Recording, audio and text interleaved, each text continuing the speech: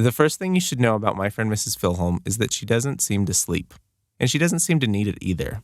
As Mrs. Filholm navigates the Denver comedy scene, she often goes to open mics that don't start until well after midnight. Then she tells me about it the very next day when I show up to the dollhouse early in the morning. I don't know how she manages to operate on such little sleep. The next thing you should know is that this kind of behavior is on brand for Mrs. Filholm. She often reminds us how she despises her body's need for nourishment. She can't stand to take time out of her day to feed herself. There just aren't enough hours, which explains why Mrs. Filholm seems to be on a war against sleep. The first thing you should know about my friend Andrew is that I was his high school English teacher. That's how we met. We started hanging out later when Andrew was helping me think about my book and my website and encouraging me to give stand-up comedy a shot. The next thing you should know about Andrew is that a few years ago, I forbade him from introducing me to people as his high school English teacher. It sounds way creepier than it is. Literally any other title would be preferable. His mom, his auntie, his neighbor, just anything. And if you've been tuning in thus far, you're aware of the funny, intricate, and totally platonic dynamic of our relationship. I'm happy to say that now, Andrew confidently introduces me as simply his friend.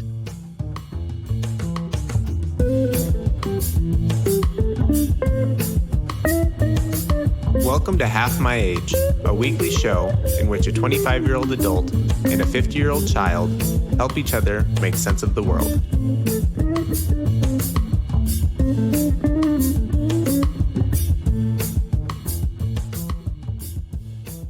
Okay, let's start this show. 1 second. You seem like you went away. I'm right here. Okay. Your eyes went away. Okay, how are you, Filholm? Fine. What are you typing there? I just notes. I'm trying to. Doing some notes? Yeah. About the show? Of course. Sweet. I thought maybe you're doing some work. Are you working today? It's the day after Thanksgiving. I've got some more hours that I need to bill this week, but there's no urgency. Yeah. If they don't get done, they don't get done, and that's just fine because I'm on Jubilee. vacation. Yeah, you're on vacation. Jubilee, that's right. That's right. We got many days off. I have all my days are off days, so I don't... When people ask me, what's Mrs. Filholm up to right now, I tell everyone, I use the millennial term. I say you're fun employed. Oh.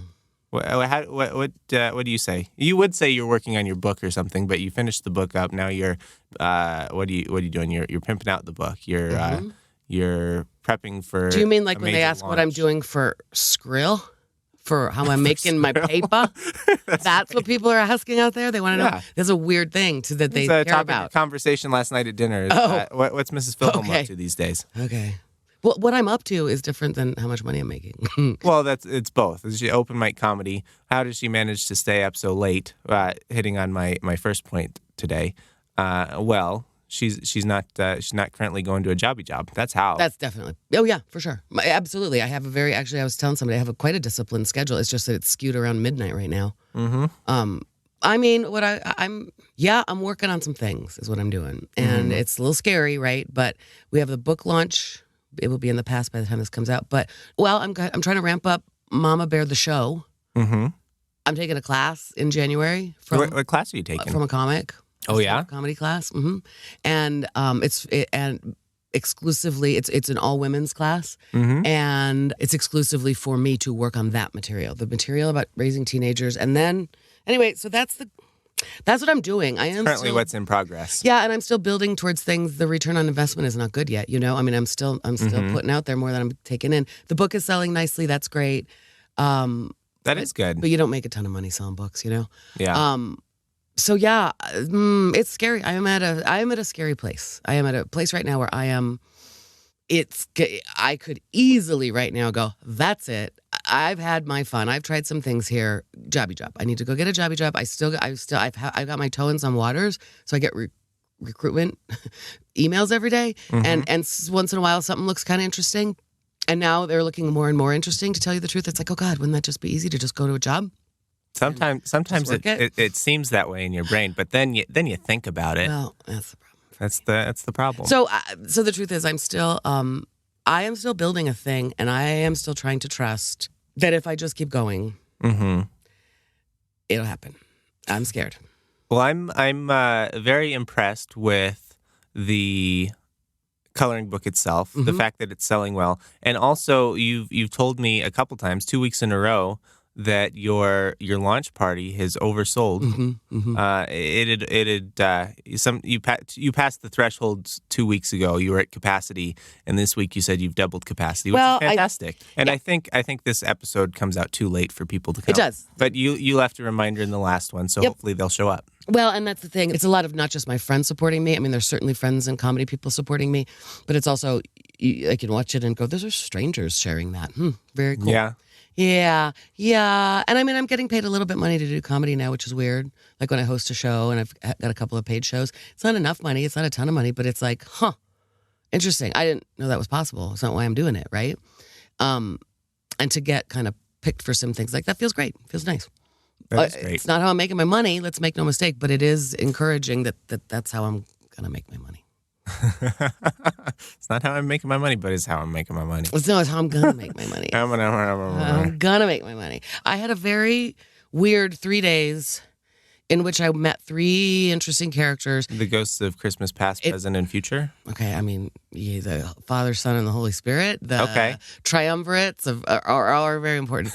I had 3 the three amigos, characters. perhaps? Yes, perhaps. I had 3 different characters come to me, the Three Stooges. You want to hear the story of it? Sure. Okay, it's a story in 3 parts. Let me get my blanket on. Let me hunker down for story time. I hope it works. Oh, did you switch? Did you give me the bad one? Sure did. Is it not turning on? Mm-mm. See, piece of crap. That's okay. I know. At least you have a blanket. Yeah. Think about all the people who are cold out on the streets today. I mean, all those people sleeping in your alley we're trying to get rid of. Okay, you want to hear something? I told a story a little while ago about how I could watch the guy in the alley, and then I called the cops to move him along, and I'm pretty sure he was shooting up, and it was snowing and dark, and I couldn't see him that well. I went out the next day, or later that night, or whatever. I'm pretty sure what he actually had done is I had a huge pile of boxes there. They were kind of in the corner, but stuck between my 2 garbage cans that I was going to cut down later, and most of it was gone. So he did me a favor of removing my cardboard, and I'm sure he took it for shelter and protection because it was snowing, and I felt really kind of bad. Shelter and protection so that he had a nice, cozy, warm, cardboardy place to shoot up. Something to cover himself from the snow. I mean, that's just, it made me, God. Made you feel bad? Harsh. No, not really badly. I mean, in fact, I was like, cool. Thanks for taking my cardboard. I was wondering if I was going to get to fit that all in the thing this week. No, I just, I mean, of course, I felt bad for the human person in there. Like, ooh, he was not doing harm. As I stood there and watched him, to me, have you gone back and reviewed the footage? Yeah, no, I haven't. To see if that's what I was looking at. Mm-hmm. I know. I mean, I'm telling you, I know that's what it was. It became clear to me because he was moving stuff around over there, and I thought he was shooting up. It was fuzzy image, but anyway, my cardboard was gone. So I think he was just getting protection. That is sad. This is we're not in the story right now, right? This is a digression. It's not one of the people. Okay. What story? We haven't even introduced it yet because I'm going to cut out all that other part. Okay. No, I told you that I have kind of a story for you, but it could be long. Okay. It is. I'm just going to tell. Here's the prelude. And then there's a story in 3 parts. Okay. Prelude. And I know you are going to think I am problematizing something because that's how you often think I'm reacting to things. Before you tell me how I'm supposed to feel about it, just tell me the story. I'm going to explain what I think you're going to say about it. I just want to go on record as saying I have expected the opposite of what I'm about to say. It is hard to be a woman in comedy. I have not wanted to even say I am a woman in comedy. I haven't been comfortable calling myself actually a comic, any of that stuff. That business on your chest totally gives you away. Yeah. It's hard to go up there and pretend you're not a woman in comedy. It's hard. No, you can't pretend. But I have just said there's nothing. It's equal. It's even Steven. I notice there are fewer of us out there for sure. Often I'm looking around like I am one of 2 women in the whole joint. But, right, these people have been supportive of me and friendly to me and all of it. And I've just kind of refused to believe that it's harder for women than for men. And I have been a bit Pollyanna about it. And I am sorry to say that again and again, it has come to be clear to me that it is harder in certain ways for women to be comics, to stand up there and be funny on the stage, especially if you're going to tell some dirty jokes. And I'm not doing all dirty jokes, but that's part of what I'm doing for sure. You are more of a target. We are more of a target. Anyway, I have refused to believe this. Like, no.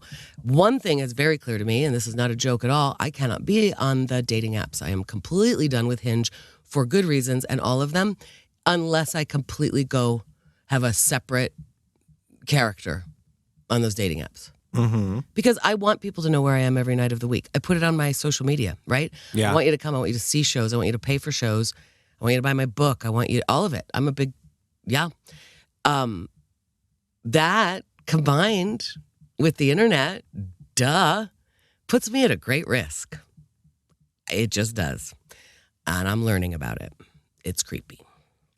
So I'm done with that. And the other thing is that, like, if I talk to my male comic friends about it, they'll say, yeah, well, Lisa, being the kind of guys, this is generally what the consensus is amongst the men comics. Yeah, being a female comic, that's another level of fucked up. I'm like, thanks. What does that mean? They're like, the guys who are attracted to that, I'm telling you, it's a certain kind of guy. I think there's a special kind of lady who's attracted to a male comic. Could be. I think part of, I mean, sure, there's certainly differences between men and women, but there is also a very special kind of person that wants to date a comic. 100%. That's a scary situation. It's a scary situation. And everybody is saying that, right? And we all are out there going, that's the problem, is that you are the people who get me, but you're undateable. In general, you don't date other comics just because of drama and stuff. But these are the people who get me, who get this compulsion to stay up late and tell jokes and all of it, who get it, right? Mm-hmm. Yes, so we understand that it's going to be hard, like the kind of person who wants to date a comic. However, I have learned that, I'm seriously sorry to say this, I didn't want it to be true. The kind of, we all know, like a woman comic, we talked about it, Nikki Glaser and Joe Rogan talked about it, and that was depressing to me. Because Joe Rogan tells his friend, Nikki Glaser, yeah, no, it's going to be hard for you. You're a lot. Let's face it. It's hard for a man to handle all of you. And it's like, God, that's not what I want to hear. Yeah, but how many women actually want to date Joe Rogan? Come on. He's happily married. He found his person, but right. I don't think that people fawn over Joe Rogan the same way they might like a Brad Pitt or a Johnny Depp or something, you know? I bet he's got a heck of a lot. I bet he does in real life. Mm. He does. He talks about it like, no, it's not the same as being Johnny Depp. It's not the same. It's not like every Johnny woman Depp, in the you're world. making me cry. But it's not that. But I mean, anyway. Okay, so that's the context. Okay, I started watching Gilda Radner documentary. Mm-hmm. I couldn't. It was too emotional. But she says, I think to be a girl and be funny means you have to sacrifice a lot of things because of your loud mouth. This is just not helping me. I just keep getting all of these words about it thrown at me from the universe is what it feels like. And it's what I've been already worried about myself. Okay, that's the prelude.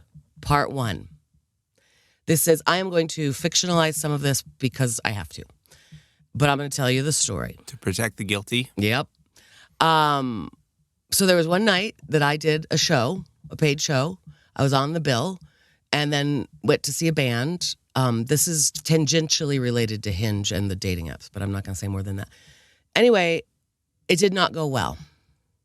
A man was bad to me. But here's what happened. My girlfriends saw it and were literally watching. I thought they had left. They had not because they noticed. They didn't think I was okay. They felt that this wasn't safe. My girlfriend saw something going down and literally they were watching it through glass doors and appeared like, hey. And so everything's fine. Everything's fine. And that was amazing. But at the same time, there was another guy there whom I only tangentially know. And in my mind, he's standing in the corner. He is a tall guy, but like in my mind now, it's been painted like that he has a white cowboy hat on. And he's just standing in the corner smoking like, can I help you with anything, ma'am, little lady? Because this guy was this cool cat, saw the whole thing go down. Also, just saw it, was just there, cool as a cucumber. Long story short, at the end of that night, I got to do my Shaggy impression, my favorite karaoke song, with that like good guy cowboy who was kind of standing there in the corner waiting to save me, and he was very respectful and kind. And I think I have a new friend, and that was amazing. And it was kind of experiences that night with two different kinds of men who seem really far away on the spectrum. And this guy is also a bass player in a band, so that's interesting too because he's a performer, so maybe he just whatever gets it. Maybe he gets it. Maybe he gets it. You know you're supposed to dance to the bass. I learned that from John Roderick. You just ignore the guitars, ignore the pianos, ignore the singing. Andrew, You're supposed to dance to the bass. For a person like me who's not musically It's inclined. the same as clapping on, of course. That's where you're going to get the 2 and the 4. That's the rhythm. Sometimes you're supposed to duh.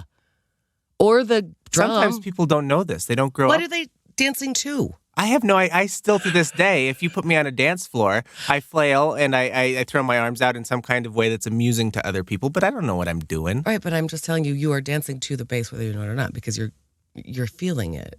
In our butts, we feel the bass.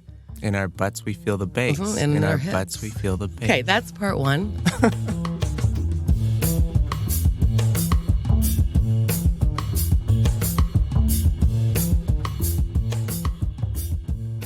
All right, do you want to go into any more detail? I'm curious to know what happened. I don't. Okay. That one I won't. I will tell you off air, but no, that one I don't. Okay, it wasn't good, and then it was good. And like I said, the interesting thing, this guy, I knew he was the bass player in the band. I thought he had gone. And so to know that he was just standing up there, and he is tall, so it just felt like across the top of the crowd, this good guy was just standing there going, hey, little lady, I saw everything. You're going to be just fine. Can I ask, at this point in this 3-part story, have we met one character or 2? We've really just met the one. Okay, and that's the bad guy or the cowboy Good hat guy. guy? Okay, gotcha. We hadn't met our white knight. White knight in shining armor. Mm-hmm. And that's what I kept saying. Except in your version of the white knight story, he's actually a white cowboy hat. I was in Golden, Colorado wearing cowboy boots. So yeah, that's exactly right. It felt more like we were in a Western. First I said, that was like knight in shining armor shit. And my girlfriends, but we already know them. Those are my ride or dies. Okay, part 2. Next night, I'm at comedy. I'm out at comedy, which is earlier in the evening. And I'm totally there, feeling very broken. I woke up the next day feeling like shit about the whole thing and not trusting men and just, Anyway, so I went out, and this is where my comedy brothers were there talking to me. It was very funny. They were kind of on there were 2 camps. One was going, Lisa, you cannot tell people you're a woman comic. You just can't. You can't put it out there. You got to let them, like 3 dates in, if you're going to date anybody or even just in real life. And I was like, And then the other half of the guys were going, what is she supposed to do? Act all sweet and demure for 3 dates and then spring it on him? So I actually tell a lot of dick jokes and stay up until 2 a.m. So there was this funny thing going back and forth about it. But the bottom line understanding was, it's hard for you guys. It's stupid hard. That night, one of the young men in the scene, you haven't met the character yet. It's going to be obvious. One of the young men in the scene was saying, why is it harder for you guys? Like, what do you mean? And I said, and there were 2 other women comics there, and we were gratefully talking to him about it. I said, first of all, you have to acknowledge that I hate this, but we are more vulnerable than you. You guys, and then he asked, what can we do for you? Okay, so the first part of that is knowing, I said, you guys can tell any jokes you want, and I bet you nobody comes up and touches you where you don't want to be touched. We get assaulted. That's why it's harder. Actually assaulted, verbally and physically. So that's why it's harder. You guys don't. I mean, women might come up to you and yell at you on the street because they don't like your jokes or they like your jokes, but I'll bet you're never scared.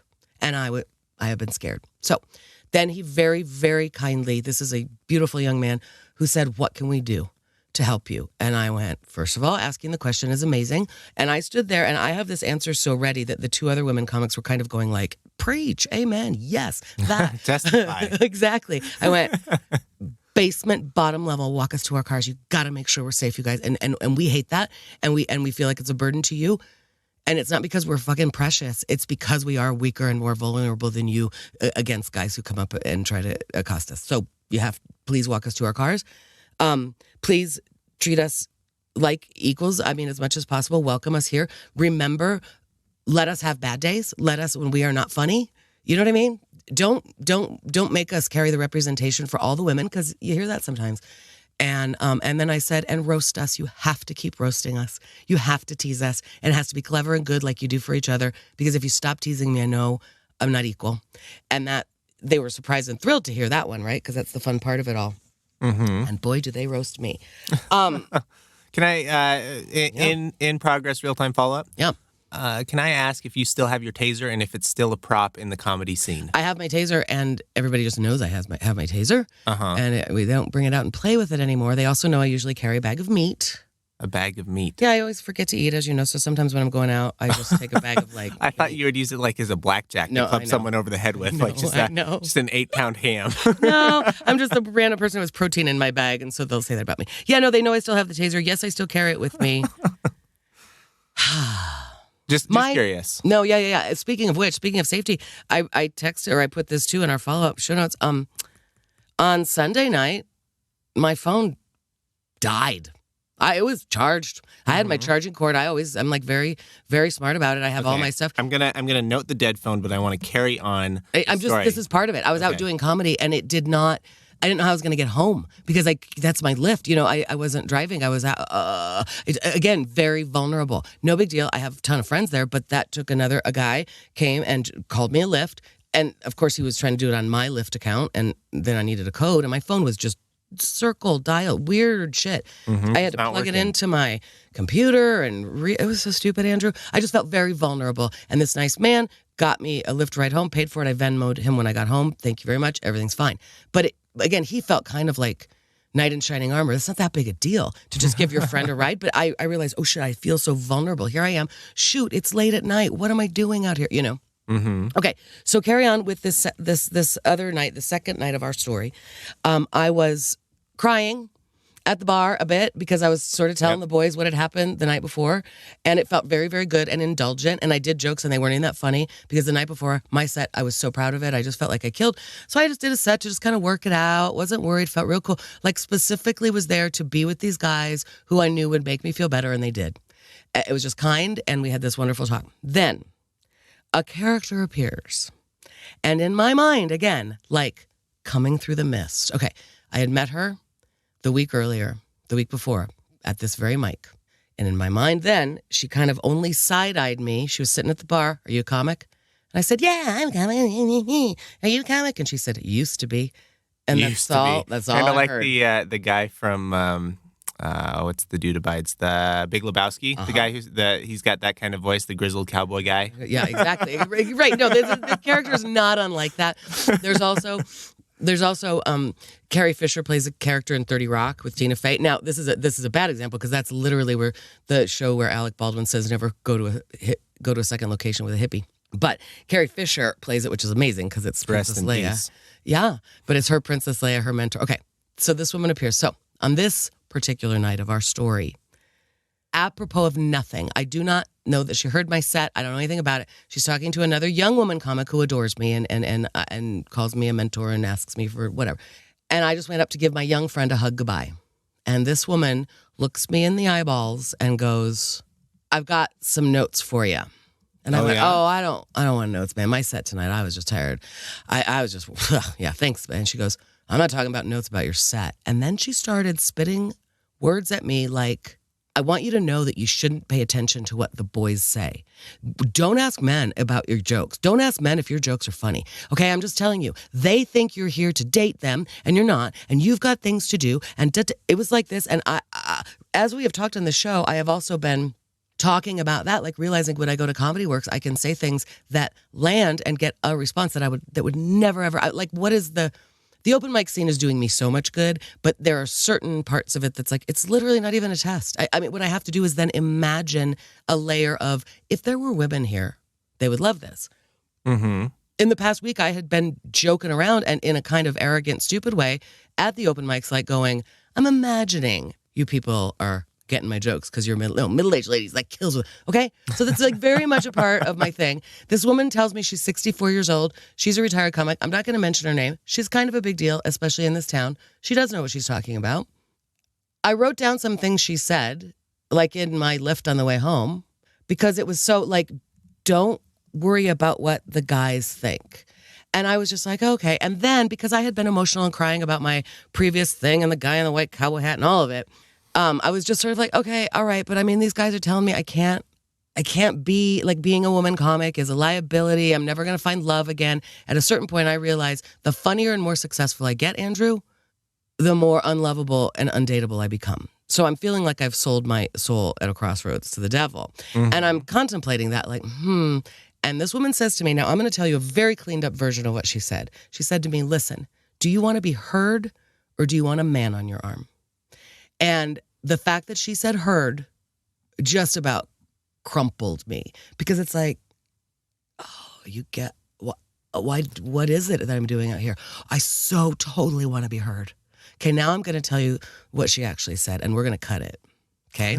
She said to me, listen, do you want to be heard or do you want to... I'm sorry. We are experiencing technical difficulties.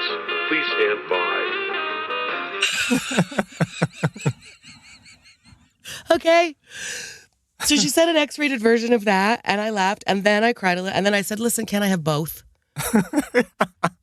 And she said, to your point, Andrew, she said, yeah, you probably can. Somewhere down the line, there is probably a guy who's big enough for you and who's going to get all of you. Yeah, of course you can. But you can't be looking for him. You can't waste your time. Men get in your way. It was like, what are you talking to me? I don't know this person. And she was saying these like things that were just like right where I've been. Mm-hmm. And, golly, I mean it. It was something else. It's nice to have someone who's been through that. You know, you said she's 64-ish, which means she's 14 years ahead of you in this journey of life. Of life, and even more years ahead of you in the comedy thing. I assume she came to it earlier than you did. Right. It's nice to have a guide, because it seems like up until very, very recently, you've been floating along as the lone female in the Denver open. I mean, I'm not comedy alone. scene. There's a ton of them, but yeah. But how many people are your age or older who have been doing it longer than you have? Right. And I mean, the comic that you and I saw record her album. I mean, and my friend Jeff Stonick makes fun of me. He like two strangers. So I go, Lisa has a superpower, because Nancy Norton told me I have a superpower, right? Mm-hmm. That when there are women in the audience, I have them in the palm of my hand. And so I've been saying that too, because it sounds so arrogant and cocky. Right. Okay. But the other thing is, like, I have literally for the past few months been going, okay, I'm taking this mama bear thing into the next step. How exactly? What do exactly I do? How, you know what I mean? Like, She actually handed me her phone that night and said, put me in, I don't have my glasses on. I'm old. Andrew, what's the internet? Like I do, right? And she said, make us friends on Facebook, whatever. So I Facebook messaged her the next day and just said, thank you so much. Your words meant a lot. And she wrote back a couple days later and said, okay, let's start shaking some trees. Well, I'm going to read you the message. And then she told me where Does she really love your peaches? I hope so. Want to shake your tree? Love that song. It's an old blues song. Did you know that? Mm-mm. Old blues song that then the... Speaking of old blues songs, this is just an interlude. I've been listening to John Lee Hooker Radio on Spotify, and it's been really good. Really? I've really been enjoying it. Okay, that's a good suggestion. I could use some new... I've been listening to Pink Martini. Do you know them? Mm-mm. Great recommendation. There you go. Playlist recommendation for both of us. What's Pink Martini? It's a playlist of... Oh, it's a band? Mm-hmm. And they're very cool. And I've been enjoying the heck out of it. My uncle Dusty and Aunt Debbie were listening to it when I was in Seattle, and I love it. She says, well, let's start shaking the tree. Mm-hmm. She tells me where she's going to be on Saturday, and we'll get things set up to explore different techniques and strategies. Because she was, at this point, I was kind of having an out-of-body experience, like, who are you? Like, mm-hmm. Why are you speaking to my soul? Do you want to be heard? I mean, I've been saying this whole year. She shows up just like the fairy godmother, bippity-boppity boo. I know. And previous night. Bippity-boppity dick joke. Mm-hmm. Do I want to be heard? I've been saying all year, I've been quoting that Avett Brothers song, you got to show up if you want to be seen. Well, I use my voice. I want to be heard, right? And okay, so this is a beautiful thing. I also feel like right there in this message, she was talking about wanting to let me help you focus on some things where you can go with this. And I'm standing there going, you don't know that I want to go anywhere with it. Who the hell are you? And why are you talking to me? I mean, it was bizarre. Mm-hmm. And yet I'm going to see her Saturday, and we will explore different techniques and strategies. I don't even know what she's talking about. I can't wait. I'm going to take her my whole press kit and go, here's who I am. What do you got, lady? And I did sign up for a comedy class, as I said, because I went, there is so much humility needed to work on this thing. I need practice space to do it. It's 3 hours a week of a class on Sundays. And I'm like, it's a lot of time spent looking at other people's material, I thought to myself, maybe I should spend that 3 hours like personal one-on-one, somebody helping just me. No, because the collaboration part of it is so vital no matter what you do. You get better by watching other people. You pine for the collaboration. I do. And as you spend your days whiling away your time working on your press kit in the atelier alone, you miss it. Mm-hmm. I do. And that's why I go out and tell jokes at night, because that's my people. Okay, that's part 2.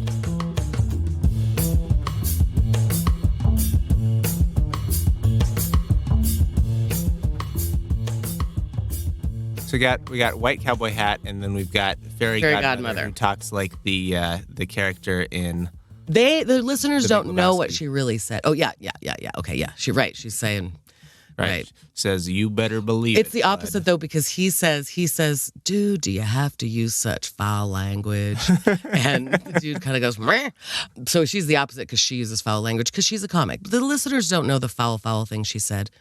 Maybe someday in a paid-for Patreon after show, we'll all the dick jokes will be there, all the bad jokes. Okay, her idea, as I said, was, listen, do you want to be heard, or do you want a man in your bed? Do you want a man?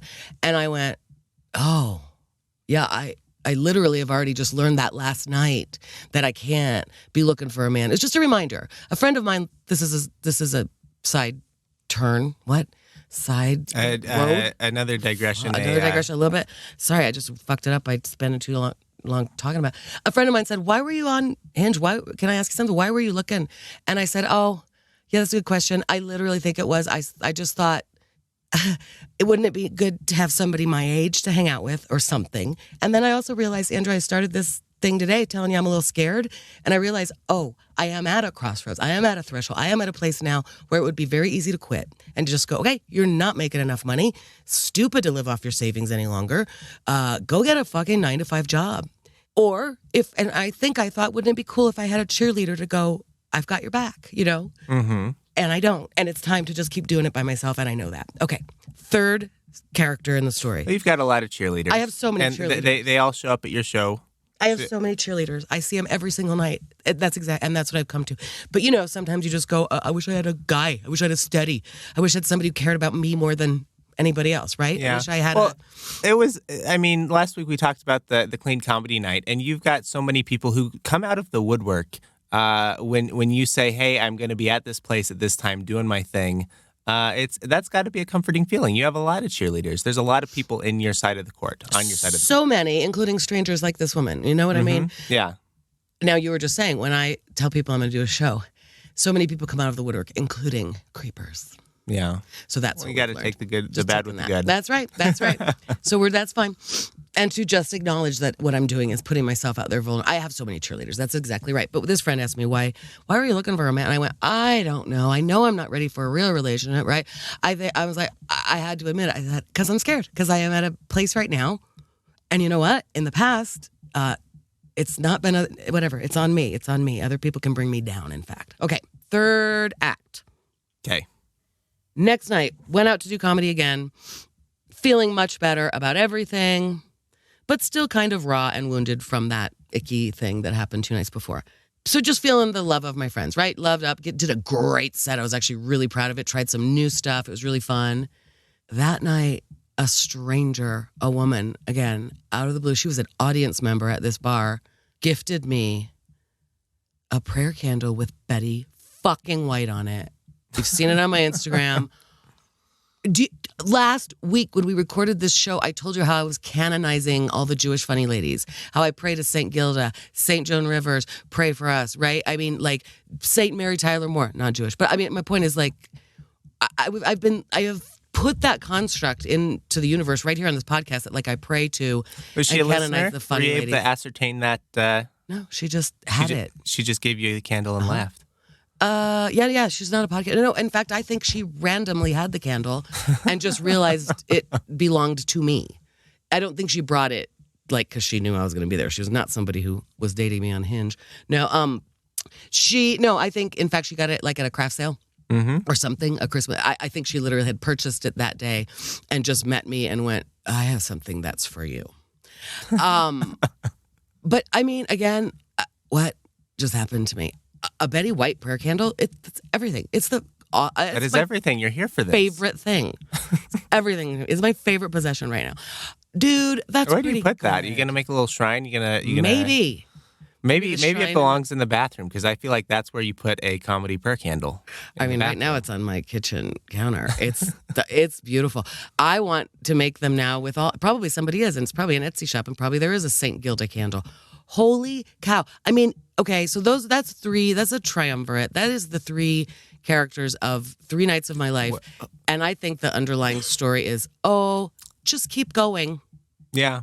Yeah, I was going to ask you, what does it all mean? To me, it means that, but then that's why I wanted to bring it up with you, because I was pretty sure that you might accuse me of finding meaning where there is none. These 3 encounters are hard not to. So the White Knight, I think I might accuse you of finding meaning where there is none. Because there was, I mean... You don't know the story either. You've got some serious details in the other stories that it just seems crazy, but not that crazy. I mean, you're at a comedy place.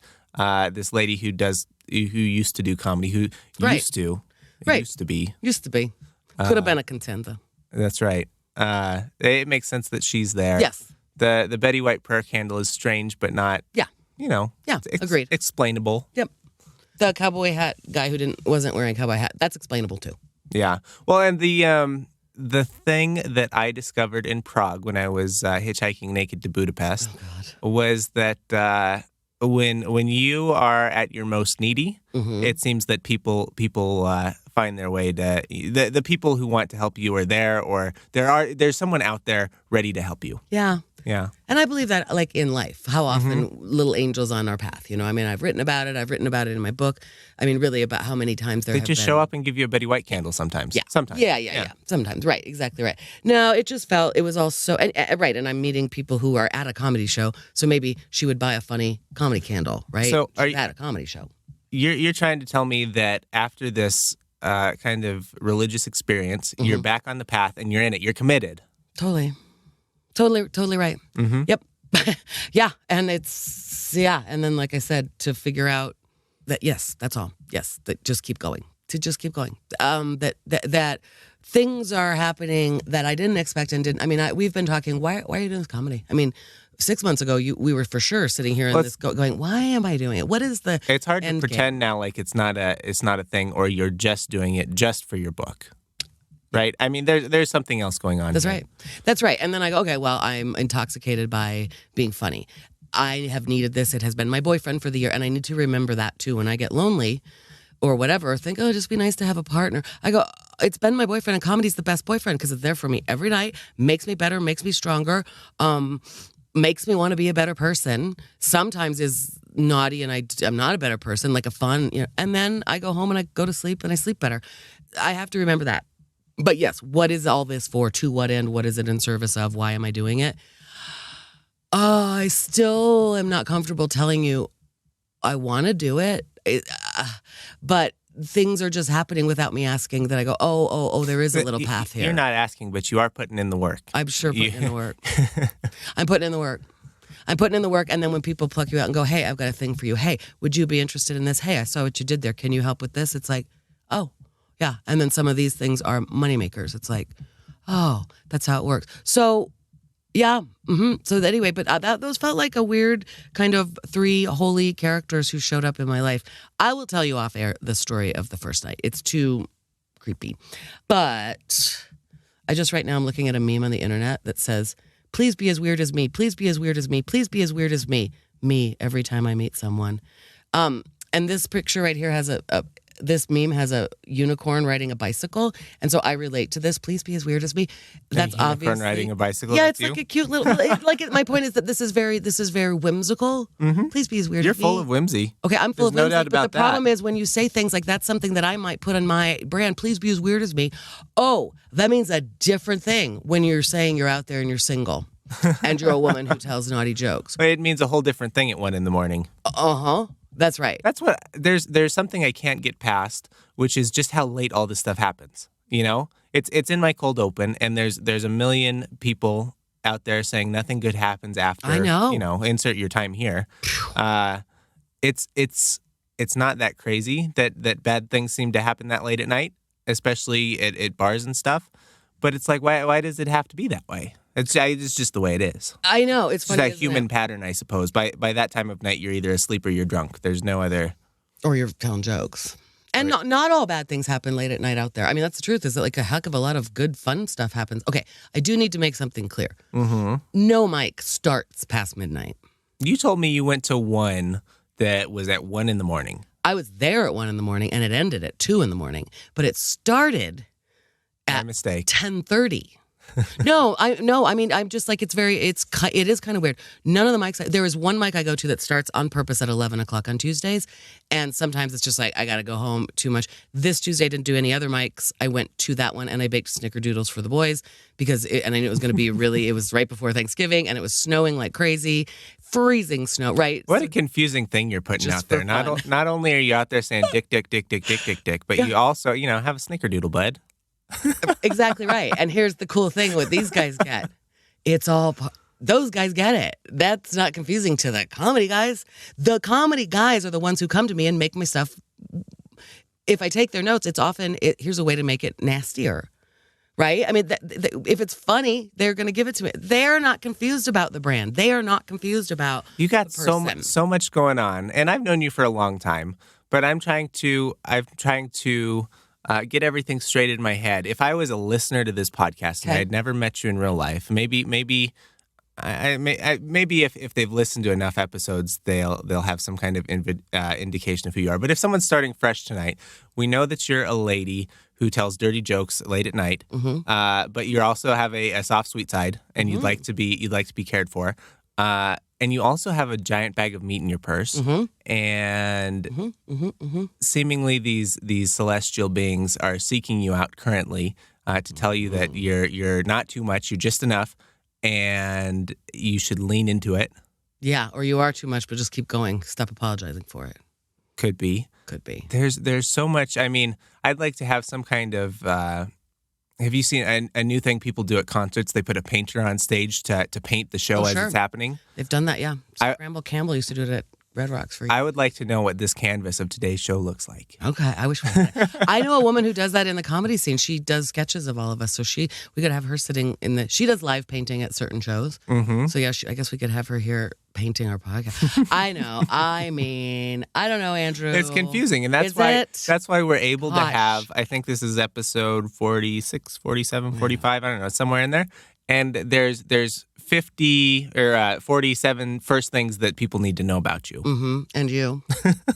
Well, we're all complex, aren't we? Multifaceted. Well, I've been saying that if somebody wants to really get to know me, there's 46 hours of like, whoa, me being real vulnerable out there, right? And the one person I know who picked up on that and wanted to listen to our podcast as a way to get to know me canceled me the minute. Remember that? The guy from Hinge who canceled me after listening to our episode?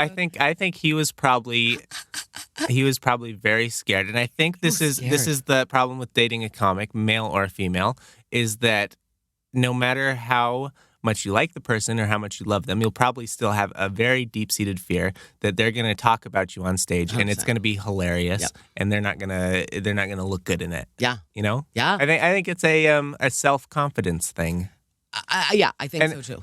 And I mean, that's generally the thing about, and that is why, I mean, and Joe Rogan gendered it for Dickey Glazer. He's just like, in general, I mean, again, not to be binary and small-minded, but in general, a man can't quite handle that amount of attention being focused on someone besides him, I guess, in the relationship or whatever.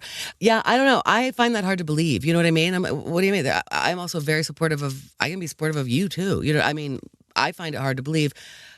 It just kind of keeps showing up and happening that the other thing that Dickey Glazer and Joe Rogan talk about, if you had an overbearing mother, we talked about that, right? Women comics might scare you. I am going too deep here and reading too many things into things. But I go, is there a thing here about the guys, because there are guys who specifically say, I am so attracted to women comics. And I was starting to realize that, like, oh, okay, cool. Okay, there are guys out there who specifically like this. Neat. There are also people who like, do you know Marilyn Mann's always making jokes about financial domination? Mm-hmm. They want a hooker that'll come take all their money and I don't know, tell them they're bad at budgeting. Right, you're saying that everybody has a kink. I get it. But I was believing it wasn't a kink and it wasn't a freaking fetish. It was, I am attracted to loud, funny women. And I'm like, cool, why wouldn't you be? You know what I mean? Mm-hmm. I am too. That sometimes there might be a mother component of it where, I don't know, I don't want to. this is what it felt like the night that I'm not telling you too much about. It just felt like, wow, you're so awesome. And for a minute, and then it switches to, now I kind of want to do you harm. I don't get it. I mean, I don't know. I don't know if there's something out there about like if there's an edible thing or a mother thing. I don't know anything. It's an fool. edible. It's a yeah. Did you think I said edible? Yeah, I thought, it's a fool who there's looks someone eating something. There's a lot of that. No, yuck, I hate that stuff. It's a fool who looks for logic in the chambers of the human heart, I think is what we can agree. Andrew, you want to know something? Last night, tell me something, I was Filholm. in the bathroom. I know. Okay. The woman next to me said, "Oh shoot, I don't have any toilet paper. Can you hand me some?" Of course, what I said to her was, "Square to spare." I said, "Sorry, I can't spare a square." Nobody got it. She didn't get it. I went out and told all my comedy boys who are your age, they didn't get it. What? That kills me that's How been did you lost. How did you come back and save face with this person who thought I you were started just being a dick? laughing and I just said, "I'm sorry, I'm kidding. That was a line from Seinfeld. Here's a bunch of toilet paper." She kind of went, "What? Oh, what?" And I went, "Oh, sorry, I was being funny." I don't know who it was. I don't think she was a comic necessarily, but that breaks my heart that even the other comics, that's been lost to time. That is funny. Well, That Seinfeld pull is not there for people. That's sad. I don't know. Every day a kid's born who's never heard of Jerry Seinfeld. I know, but these people are your age, and I just assume that they will know. So, see, there's no replacing They're Andrew. also even comics, the comics, Mrs. Filholm. They should know it, right? They should know it. See, that's just the truth. There's no replacement for Andrew because they don't get me. I think that I'm probably unusual. If I was among 25, almost 26-year-old comics, they and we'd probably have different comedy idols. Yeah. I'd say mine are probably much more old. I don't know who the young, hip comics are that people my age are supposed to like. Do you? I mean, you should. I kind of do. You seem to be right but in that. it's all right. I mean, everybody's got their sort of archival favorite. Do they like? Do people my age like Mel Brooks? I love a Mel Brooks movie. Yeah, I mean, some of them do. Sure, some of them will be like, you can't deny that that's funny. Everybody has some. I mean, there's both. You kind of have your legends that you love, and then new. George yesterday was playing me. I know this is a few years old, but Lil Dickey. Mm-hmm. Oh my God, I was laughing. That was so funny. I didn't know about him. I've missed that train completely. Little and it Dickey is cracks with me Adam Sandler. up. What? Little Dickey, hold on. He's a comedy rapper, and you got to listen to his flow with I'm thinking Snoop of Dogg. Little Nicky. Lil Dickey. He's a Jewish white rapper. Oh my God, he's trying to change the game. It's very funny. He's very funny. He has one, yes, George played this for me. Save Dat Money is one of his rap songs. You would love it, Andrew. It's about financial savvy I love saving that money. Instead of dollar, instead of like making dollar bills in the bank. And instead of making it rain like this, he's like pulling it in. No, it's funny. He talks about his thrift. Like he's only going to park at a meter if it's green. Like, don't be crazy. Don't put your pennies in a meter where you have to pay. Oh, I'll have to spend some time looking at Lil Dicky. Lil Dicky, and it's really smart. And my favorite, anyway. So that the one Lil Dicky professional rapper featuring Snoop Dogg. Oh my God, I didn't see the video. Look, are they like at an interview table? Oh no. Oh God, it's so funny. So I was really enjoying that. But yeah, different. I don't know. Everybody's got their own stuff.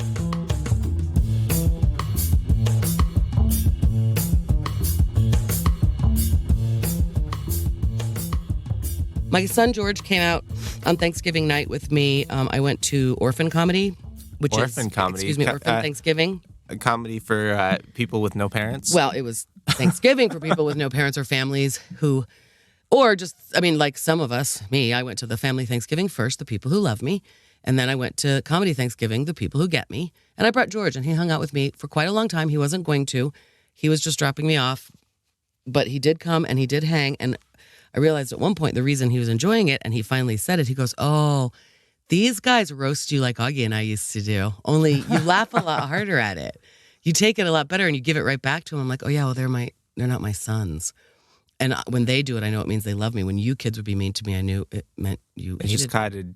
It caused deep-seated it was painful. Self-doubt. So that was kind of funny, and he was just enjoying the heck out of it, like, ooh, because boy, those kids sure like to make fun of me. Oh dear. I was in the roast battle on Tuesday. I lost, but only because that kid, he did such a low blow. It was very funny. What did he say? Come on, Filholm. You can tell other people's jokes. Nope. No. It's a joke about me. No. It was a low blow. And anyway, he won. I guess he deserved to win. It was kind of cheap, but he won the roast battle. It hit you right in the ovaries. Kinda. Okay, anyway, there's my story of things, Andrew, and you asked what I'm doing, what's Mrs. Filholm doing. That's what Mrs. Filholm is doing, is we're just going to keep going, and there's a lot of trust involved. My audiobook is complete. Your audiobook is complete, just in time for Christmas. Mm-hmm. I'll bet it'll be, by the time this comes out, it'll be done, and probably purchasable on Audible. I know that our last podcast episode, I asked Jonah to edit it, and he said he couldn't get to it right away because he was working on something very important for a different client. And I said, fuck that client. This is the most important thing. And he said, of course, it's Mrs. Filholm. He was pounding on my book. Oh, it's a task. I paid him well. He's fine. Thanks, Jonah. So anyway, that audiobook, I just wanted it really well engineered. I don't think I have to go through that process in the future, but now I can put that out there for jobs. And it's my, you know what I mean? It's my placeholder. It's my showpiece. It's my portfolio. It's my flagship book. So right. I wanted it to be beautiful and perfectly mastered and all that. So Jonah's helping with that. By the time. Did you enjoy the process of recording your book? We talked about this last week. I didn't in the middle, but I did at the beginning and the end. Do you think that you want to do more audiobook recording for other people? Yeah. Is that one of the new skills you have that you'd like to spend more time working on? And that's part of the reason I'm saying put this whole book that's my book, so now other people can buy it. And a lot of people want to hear books, on tape. But yes, I do think I would like that work. And I will start that. So that's also next. So that's the thing. As always, I'm hustling 8 different things. As always.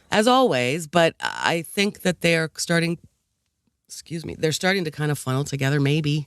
That's the other thing that I talked about on this show in the past year. We've talked about it, finally deciding that it's all the one brand. Mm-hmm. Sorry, that took me a lot of words. It's all one, yeah. You're not the dirty comic and the lady who tells you how to handle your teenager. And both. You're the one person. It's all of it. And I have very consciously done that and just trusted that that's okay. And it is. And it's getting me success and notoriety, the things I want. That's where it became very disappointing to me. Notoriety. Yeah. That's where it became clear to me, though, that the danger of that is that when it's on social media, I mean, literally, I am a woman who wants people to know where I am every night of the week.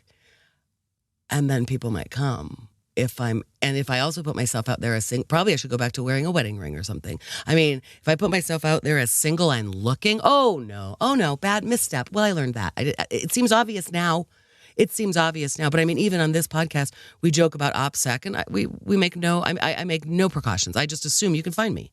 You're gonna, you know what I mean? Anybody can. I take no actual steps to do that, and then it's like, oh my God, it seems obvious now, doesn't it? Just in terms of security. Maybe you can't put yourself out there as a woman who's looking for a man. That opens a whole different kettle of fish, and it's not safe. So now I know that. Again, it seems obvious. I'm sure people are going, duh, why did you think you could do that? And also, I was unclear what I wanted from Hinge, as we know. Just like, I don't know. Just maybe a guy to hang out with. I'm not really looking for a relationship. I mean, the whole thing. That was a misstep. It was funny. A lot of it was very funny. I did learn. I have new jokes about it. I have new jokes about what, and these kind of kill. I said, guys, you know what? We don't want to see on the dating app for your profile picture. We don't want to see a picture of you holding a fish. We don't want to see it. Because unless I'm so destitute that I need a real hunter and gatherer, I'm good. And we don't want to see a picture of you hiking. I mean, we appreciate the muscles, but we're not gonna go on a hike with you in the wilderness because of murder. And then I told you this? What I do like to see? Here's my suggestions. I want a nice, tight shot of you paying your mortgage every month. If I could get a timestamp that your bathroom gets cleaned once a week, sexy. Are you telling jokes on the podcast? Yeah, telling jokes at you. Stop it. You're not getting it. You're not liking it. You're not laughing. See, that's why I don't do it. Telling my jokes, you're just looking at me like, I laugh at everything else you say. Everything else. And then I get very nervous when something starts to feel like a joke. I mean, I feel that. I hate it when people are doing jokes at me. I am often accusing people. Are you telling your jokes at me right now, man? Okay. It's like magic. It's like having a magician for a coworker. Right. And you don't want them coming up and doing it at you. I know. I said that last week. I don't want to talk on this podcast. Funny. When I met him, he was on the ground. Right. Anyways, I've got I had a big life-changing thing that happened this week. I added a family member. What? I got a new robot vacuum. Its name is Ferdinand, and I love it. You did? I have a real lot of questions about those. Yes. First of all, fuck you for scaring me that you brought it. Okay, that was good. Think there's a little Andrew on its way? I don't know what I thought, but it seemed important and then it wasn't. No, it is important. It is. It's very important, and it makes me so happy. It does. How does it get the corners? It's actually really impressive. So it's a Roomba. Yeah. And it's just a little circle that floats along on your floor. Yeah. Except that it's got this little brush that sticks out on the upper right-hand side. Oh. And that brush basically flicks dirt into the path of Oh. it. And it's out far enough away from the rest of the circle that it gets in places. So our little, I don't know, 600 square foot apartment, new construction, and it's not finished. I mean, it looks nice, but if you inspect the finish work, there are big gaps in the molding and that sort of thing. This little brush gets underneath the molding between the floor and the wall, and it's been flicking out the first, I don't know, we've had it for a week, and probably the first 5 times we ran it. By the way, sometimes my house gets vacuumed more than once a day now. I am so interested. But this little brush gets underneath the molding and flicks out bits of drywall that were trapped in the wall previously. Wow. My house is cleaner than it's ever been. Delaney did a full clean. Buy one right now. The day we got it. Okay. I've got an Amazon code you got to use because I want to make some money off people getting robot vacuums. Fuck yeah. But Delaney did a full clean, and then we got the robot vacuum, and we had to play with our new toy. Sure. And it ran and it picked up a massive amount of dirt that you just can't get because it's either under the couch or under the bed or places that you wouldn't think to vacuum. This.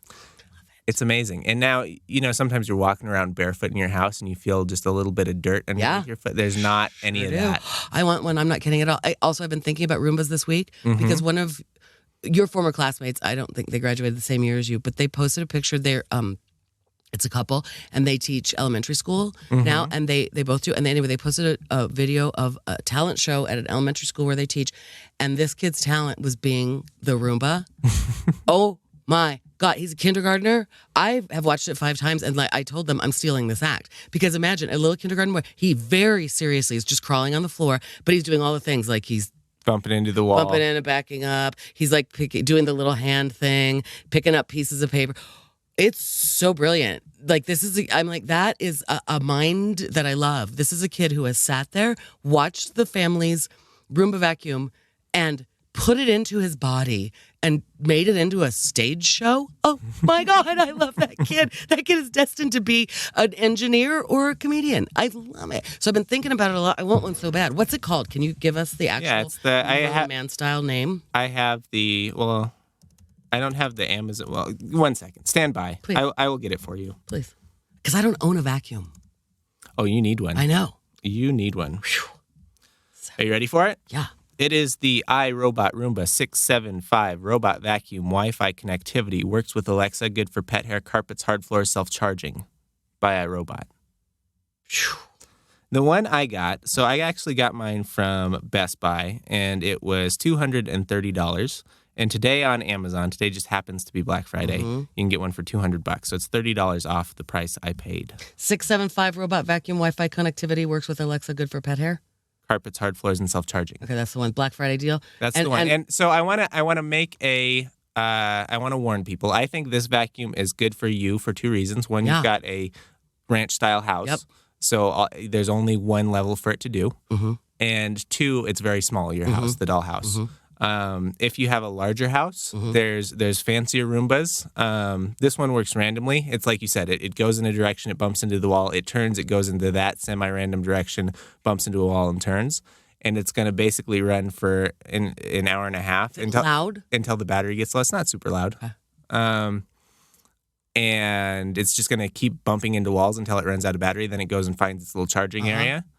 If you have a big house, it may not be able to cover all of your house in that hour and a half. Right. So they've got one that's a little smarter, that's got a camera, and it doesn't bump into walls and do everything randomly. It's got some smarts to it that help it cover all the ground once and only once.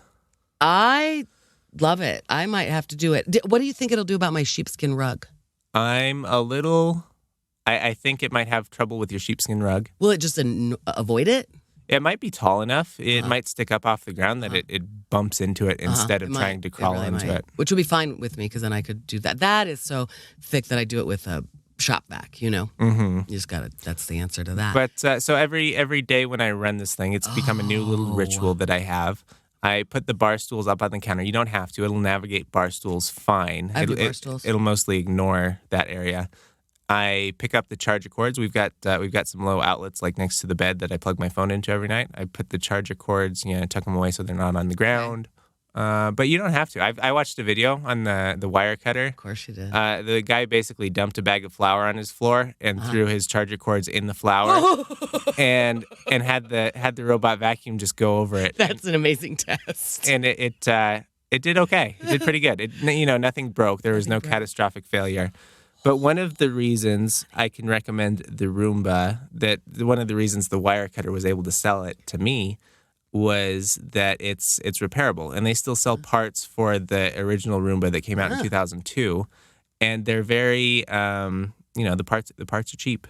You might need some new rollers, you might need a new little motor for your little flicky brushes, but if you look on their website, the parts are not expensive. So that's fantastic. There's a lot of people who have had their Roomba for many years and continue to love it, and it continues to work. Why don't we all have them?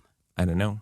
I mean, like really, at the old house, all I had was hardwood floor and a few very low damp carpets. It would have been perfect. A vacuum is not. I don't own a vacuum. In this house, I haven't bought one yet. I have a shop vac because sometimes you need a vacuum. I'm a sweeper. I'm a sweeper. I mean, I sweep all the time. I sweep and sweep and sweep, and I actually on my hands and knees sometimes mop and pick up. But right now, it has been so cold and really like refusing to melt cold. Mm-hmm. So what I have is that film of like the little ice melty shit on my floor. Mm-hmm. I can't wait to get my Roomba robot. It's great. I'm doing it. I'm going to ask for it for Christmas. I'm getting it. That's my new Christmas list. Jeez, that seems great, Andrew. Thanks for the tip. I didn't expect to love it as much as I do. I adore this little vacuum, and it makes me feel helpful because real cool. In our division of labor, I do the dishes, and I'm kind of anal about it. And that's mostly it. Delaney, sometimes she comes home from work, and I'll have a snack or something before she goes to dance. Mm-hmm. So I'll help out with the food preparation. But Delaney carries the bulk of the weight in the house cleaning. Mm-hmm. And I feel like by purchasing this little robot, I feel like I've helped out. That's a shitty attitude, son. You need to get right over that. That's not helping out. Helping out is helping out. That's good for both of you that you bought a robot. That's equal. Helping out, that is, no, don't be that guy. I know she loves you, but she can get sick of that. Dude, pull your actual weight. Don't just say I'm going to buy you a nice, that's gross. That is so gross. I didn't buy it for her at all. It's my vacuum. You just said that's how you think you're helping out. I do think that having the robot vacuum run every day is a help. It is, but that's not you doing something. I don't know why there's a difference. Doesn't it stun you that my phone bricked out on me? I know it's not bricking out. John Syracuse. I don't know what happened. It just crashed and wouldn't restart? I was in the middle of filming a friend's set, and it just went to black screen with a little dial, just timing out. Wouldn't start, couldn't hard reset it, plugged it into my charger, tried to shock it into nothing. I mean, like a brick. It was no good to me. Got home, came to my laptop, looked it up, and it's like a thing. Oh yeah, you just charge it, put it into your laptop. And then there was some other thing, and then boom, came right back. That was just the... Did you have to do a restore where when your phone came back, did you have to put in passwords and stuff again, or what? No. Okay. No, I did not. Huh. I wonder what happened. Is right. But it was a thing enough that it was readily searchable on the internet. Oh, this new phone has made me, and the operating system has made me sad. It was just, like I said, it was just so interesting how vulnerable I felt. Not the end of the world. Somebody else called a lift for me, But you know what then, Andrew? I'm sitting in the back of the lift. I don't have my phone. Yeah. I have my taser. But I mean, once again, I am with a strange guy. It first always and makes call for help later. But I mean, it always does make me use their feel phone safer. after you've. I tased them. I know. I was going to say decapitated. Good golly. After you've decommissioned. Yeah. After they're down for the count. Down for the count, then I can borrow their phone to call. I mean, I get it. It was just like I said. It was just like not it was a reminder of vulnerability, and that's hard, and the reminder that not all guys out there mean me well is a sad reminder for me, because I do walk through the world. I mean, my mother would accuse me of being too trusting. My ex would accuse me of being too trusting and assuming the best in everybody. I'm like, well, I'm also not trusting enough, and my trust in men is real low. But I think in general, I assume no one wants to do me harm. And every once in a while, you go, oh, some people are just bad people who want to do other people harm. Just remember that. You know what I mean? Mm-hmm. It's like, just keep it in check. I don't know. I mean, it's a reminder to me. I am so very, very lucky because nothing terrible happened to me. I could have you can be murdered from going on dating apps. So nothing like that happened. I am fine. I am so fine, and I am so lucky because I have had these little reminders just to go, oh yeah, girl, that's something you got to keep in check. And it also makes me a little bit harder. Like now when I go to do the comedy, I've already told you that I dress I don't put it out there. I don't dress sexy. I dress pretty classy in my mind, partly because I want the character to be this like nice looking lady who then says nasty things like Sarah Silverman. Mm-hmm. But partly now I'm realizing I also have to do it too. Like I actually will have to walk into these places assuming a little bit that I'm vulnerable. Let's just put it that way. And that kind of makes it less fun, but it's okay. That's the world. What are you doing? Sorry, I'm reading reviews about the Roomba. Okay, so I thought, you weren't listening to me. Because I could feel myself. I just kept talking. And then I went, there's no punchline. I got to stop. But what was that? Sorry, that's the drawer. I need to take the drawer out of this desk. Oh, all right. Sometimes I bump it with my legs. If any listeners... Does it make it lower? Well, I mean, does removing the drawer give you more knee leg space? Room, yeah. And there's nothing to bump into... You putting your legs on a solid desk is different than bumping a movable drawer. Yeah, no, I know. And this desk right here that I'm on, this table, I have pillows on the bottom because that's the noise it makes if I don't have pillows. So when I was recording my audiobook, I sat here and was very, very still. I'd do it again, though. Yeah, I'm hoping to do it again. Okay, anything else, Mr. Bridges? I got nothing. I mean, there are things we could talk about, but not at this late hour. I think we've given them everything they can handle. I mean, right? And by the time this comes out, it'll be almost Festivus. So happy Festivus, everybody. Happy Festivus to Enjoy you, your Mrs. feats of Filholm. Strength, and to you, Andrew. A Festivus for the rest of us. That's right. I got a lot of problems with you people, and now you're going to hear about them. Okay, bye, Andrew. Bye, Mrs. Filholm. I was going to say happy Thanksgiving. What? That was yesterday.